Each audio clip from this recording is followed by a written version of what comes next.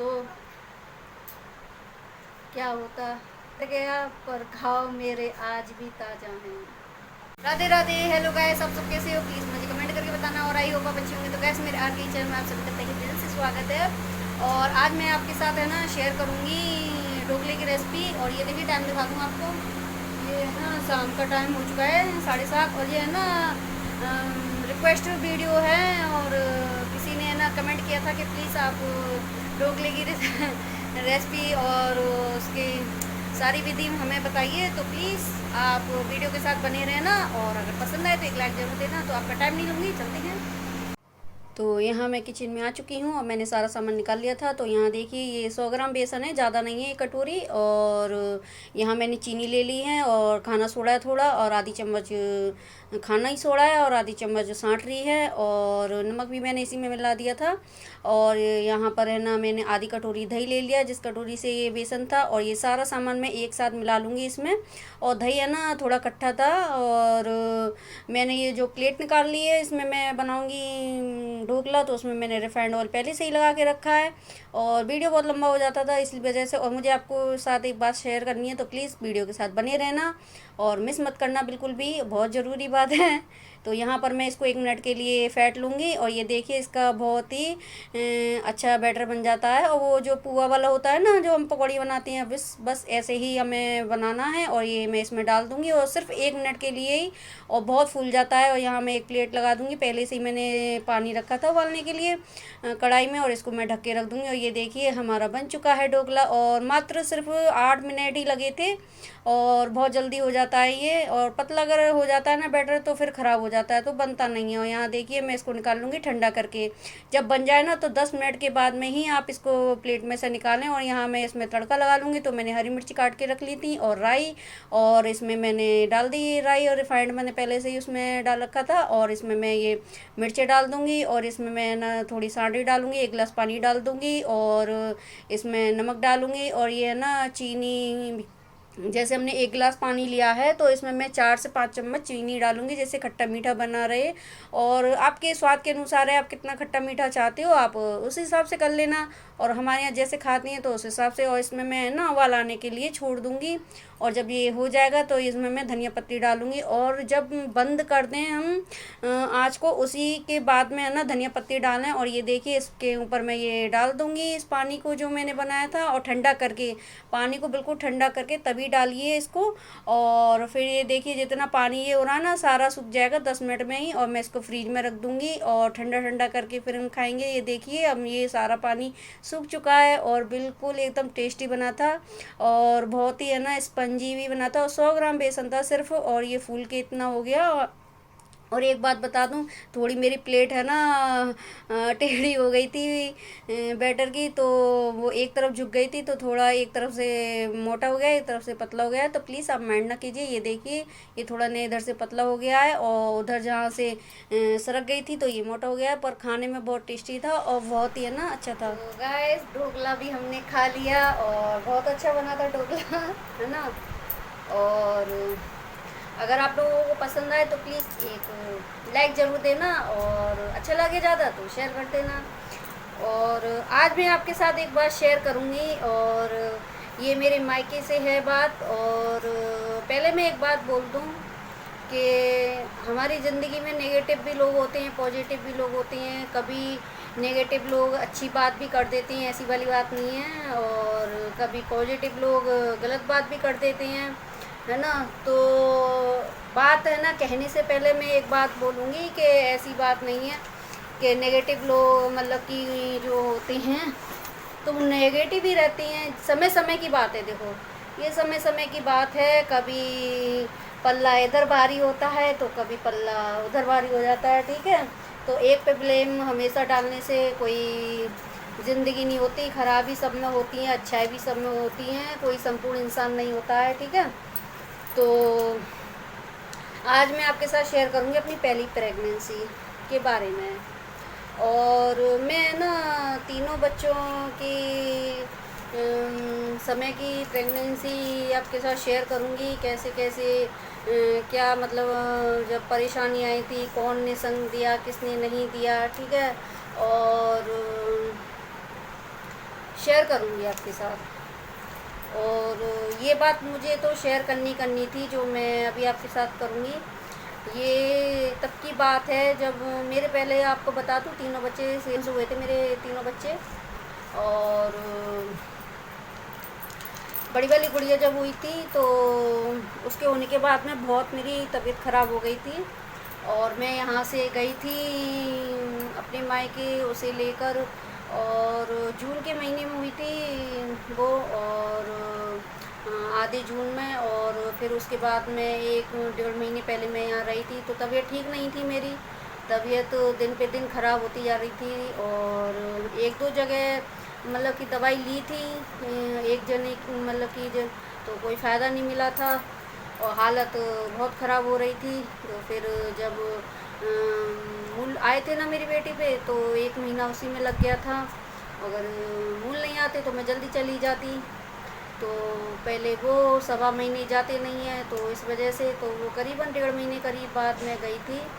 और हालत मेरी इतनी ख़राब थी कि उस टाइम मुझमें 5 पाउंड से भी बहुत कम खून था।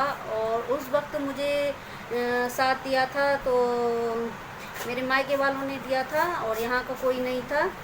और मैं कोई नेगेटिव नहीं दिखा रही हूँ, ना कोई बात ऐसी पेश कर रही हूँ, है ना। जो बात है उस टाइम नहीं थे, तो बाद में आए थे वो लोग काम, मतलब कि उस टाइम नहीं थे, उस टाइम नहीं थे। और ज़िंदगी और मौत का सवाल था, उस टाइम ज़िंदगी और मौत का सवाल था, कोई भी नहीं था यहाँ से।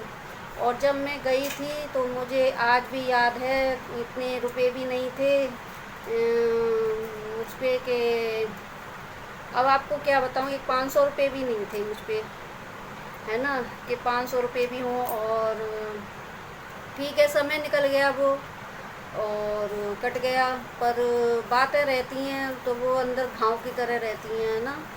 घाव की तरह ज़िंदगी भर वो काटती हैं, कचोटती हैं। और हस्बैंड भी क्या देते, उनके हाथ में होता कुछ तभी तो वो देते, जब नहीं है था उनके हाथ में कुछ तो क्या देते वो। और वहाँ पर जब मैं गई थी तो मुझे कुछ भी मतलब भैया लेके गए थे मुझे। और आज अगर मैं ज़िंदा बैठी हूँ तो उन्हीं की बदौलत बैठी हूँ। मेरे भैया ने मुझे नई ज़िंदगी दी, और मैं इस जगह बोलूँगी, इस जगह मैं बोलूँगी, और ये जगह मुझे बेटर लगती है। और आज नहीं बोली तो कभी नहीं बोल पाऊँगी। वैसे है ना, ऐसी बात नहीं है, मैंने उनकी बहुत तारीफ़ करती हूँ, जब भी याद आती है तो रोना आता है। और पहले जब मैं ये वीडियो मैंने 1 दिन पहले बनाया था ये, तो मुझे बार बार रोना आ रहा था, बार बार रोना आ रहा था। मुझे अच्छा नहीं लगता है कि वीडियो बनाओ और वैसे ही दुनिया टेंशन में, और उसमें फिर अपनी दुखड़े तो शेयर हम कर रहे हैं, पर रो के, है ना। तो बहुत स्ट्रॉन्ग बन के आई हूँ मैं आज। तो मेरे भैया ने ही मुझे नई ज़िंदगी दी है, और 1 बोतल खून तक दिया था उन्होंने मुझे। तन से किया, मन से किया, धन से किया। तो ये जगह मुझे बहुत अच्छी लगी और बेटर लगी, और हम करती हैं, ऐसी बात नहीं है। मैंने जब भी याद आती है तभी मैं करती हूँ। और ये बातें ऐसी होती हैं कुछ जो ज़िंदगी तक नहीं बुलाई जाती हैं। और पर एक बात है ना कि इंसान की भलाई करो तो पहली बात तो सुनने वाले को ही नहीं हजम होती, अरे ये इसकी भलाई क्यों कर रहा है। और बुराई करो तो वो इतनी करो, और इतनी की, और इतनी 1 इंची की करोगे आप बुराई, तो आप उसके पास 100 इंची की बराबर पहुंच जाती है। तो ये दुनिया का दस्तूर है कुछ बुराई करने वाले लोगों का। तो ऐसी कोई बात नहीं है, हमें बहुत प्यार है बहन में, भाई में, ठीक है। और होती है कभी, ऐसी बात नहीं है, हो जाती है, पर रहते किसी एक दूसरे के बिना नहीं है हम। तो हाँ, मैं यही बोल रही थी कि बहुत मेरा साथ दिया था उन्होंने। और मेरी बेटी को भी मेरी भाभी ने बहुत सहारा दिया था, क्योंकि मुझे तो कुछ होश नहीं था, मुझे बिल्कुल भी होश नहीं था। और 15 दिन तक तो मैंने बिल्कुल ही कुछ खाया पिया नहीं था। 8 दिन तक तो मैंने अन्न का दाना भी मेरे मुंह में नहीं गया था। तीजें आई, तीजें भी निकल गईं, और ना कोई पहना, ना वो श्रृंगार, ना कुछ। तीजों पे बहुत कुछ होता है। मैंने मैं ऐसी हालत में पड़ी थी तो मेरे मायके में मेरी मम्मी ने ना मेरी भाभी ने किसी ने नहीं पहना ओढ़ा, बस ऐसे ही पूजा कर ली, छीटा मार लिए गौर गौर की और हो गई। पर सही बता रही हूँ, इतना मतलब कि घटा था उस समय, इतना घटा था तो मुझे रोना आ जाएगा। इतना घटा था कि बस और कोई भी नहीं था यहाँ का, कोई भी।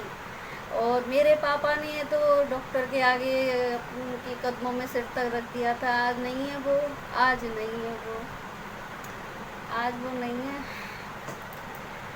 पर जब थे तो उन्होंने तो है ना सर तक रख दिया कि पराई अमानत है, बचा लो। किसके लिए बचा लो, हैं? किसके लिए? पर ये ठीक है, समय निकल गया। और मेरी भाभी अपने बच्चे को भी दूध पिलाती थी। मेरी गुड़िया से 4 महीने ही बड़ा है उनका बेटा, तो 5 साढ़े 5 6 महीने करीब का था वो बाबू। और अब मेरे मना कर दी थी डॉक्टर ने कि ये दूध नहीं पिलाएंगी अपना, क्योंकि इनमें ही जान नहीं है। तो अब छोटी सी बच्ची वो अपना दूध पिलाती थी मेरी बेटी को, अपने बेटे को भी, मेरी बेटी को भी पालती थी, अपने पास ही सुलाती करती सा। इतना कुछ किया है इन मेरे भैया। देखो माँ बाप तो सबके करते हैं, माँ बाप सबके करते हैं और भैया भाभी भी सबके करते हैं। ऐसी बात नहीं है कि जो नहीं करें। और पर ये बातें दोनों तरफ से होती हैं, एक तरफ से नहीं होती हैं कि कभी ताली एक हाथ से बजी है, नहीं बजी है ना। और मेरा मानना यही है, मायका है ना माँ बापों से ही नहीं होता है, मायका भैया भाभी से होता है। और उनकी रिस्पेक्ट करनी चाहिए, उन्हें इज्जत देनी चाहिए, है ना। और हम इज्जत नहीं देंगे क्योंकि जो शादी से पहले के रिश्ते तो बहुत अलग होते हैं, शादी से पहले के रिश्ते बहुत अलग होते हैं। उसमें बहुत कुछ हो जाता है, लड़ती हैं झगड़ती हैं, मार पिटाई सब कुछ होता है, तो वो सब माँ बाप हैंडल करते हैं और सब। और शादी के बाद में होता है, चेंजिंग आ जाती है, क्योंकि लड़की भी पढ़ाई घर की हो जाती है और भैया की भी शादी होती है, तो वहाँ पे भी चेंजिंग आती है। तो मेरा मानना यही है, अगर दोनों तरफ से गुंजाइश रखी जाए और प्यार बना रहे तो ऐसी बात नहीं है। और उन्होंने किया है तो हमें भी तो कोई बात होगी ना। पर उस टाइम मेरा उन्हीं ने साथ दिया था, तन से मन से धन से, और ज़िंदगी भर मैं नहीं भूलूँगी। भैया अगर आप देखोगे ये वीडियो तो मैं तुम्हारा तहे दिल से धन्यवाद दूँगी। अगर आप ना होते तो क्या होता, क्या होता, क्या आज हम वीडियो ही ना बना रहे होते। पर समय कट गया, पर घाव मेरे आज भी ताज़ा हैं। तो बस इतनी सी बातें मैं बस शेयर करना चाहती थी। और बातें तो बहुत कुछ थी, बहुत कुछ, पर सब मिट्टी, सब मिट्टी। बस मैंने ये किसी को नेगेटिव नहीं, मैंने सिर्फ जो उस टाइम मेरे साथ काम में आया था मेरी ज़िंदगी में, तो मैंने उनके लिए एक धन्यवाद देना चाहती थी मैं उनको। तो मैंने बस इसलिए बोला था। और ऐसी बात नहीं है कि ससुराल वाले काम में नहीं आए थे, ये गलत बात है। ससुराल वाले पहले काम में आते हैं, पर समय समय की बात है, उस टाइम नहीं थे। और मेरा मानना ये है कि मतलब कि मायके से अगर कभी ज़्यादा घमंड भी ना करना चाहिए। एक बात और बोलूँगी जाते जाते, मायके में कभी बेटी को इतना घमंड नहीं करना चाहिए। ससुराल वाले ही काम में आते हैं। और मायके कोई बात हो जाएगी, अगर कोई बात होती है तो मायके वाले आते आते आ पाएंगे ना, सुन के आएंगे। जब उनके पास खबर जाएगी तब वो आएंगे, तो एकदम उड़ के तो आ नहीं जाएंगे।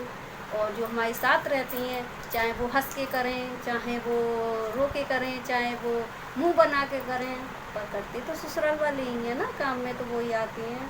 तो बस इतना ही। और आगे मेरी जो 2 प्रेगनेंसी हुई थी तो उसके बारे में भी मैं शेयर करूँगी, और कौन काम में आया था और कैसे आया था और किसने क्या किया था।